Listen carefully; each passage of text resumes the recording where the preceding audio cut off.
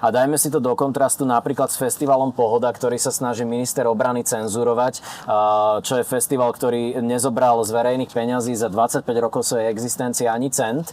Cent možno nie, ale viac ako 1,6 milióna eur. V priebehu 3 rokov? To už áno. Viete, mňa ani tak nevyrušilo, že nám pán Ganam klame všetkým do očí o tom, na čo sa využívajú verejné peniaze. Máme tu na to väčších expertov. Ale keď už spolu s Kaščákom, organizátorom Pohody, obvinili ministerstvo obrany z cenzúry, tak som musel zistiť, kde je pravda. No priatelia, zistil som, že ministerstvo obrany sa opovážilo požiadať organizátorov zmluve, aby na štátnej pôde trenčianskeho letiska nepropagovali politické strany a nerobili tak z kultúrneho podujatie politické.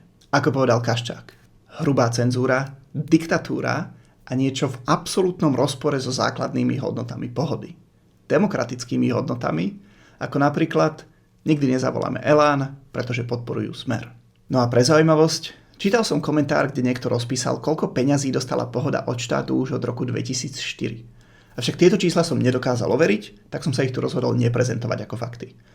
Predsa len, prezentovanie neoverených informácií ako faktov ide lepšie novinárom s 15-ročnou praxou.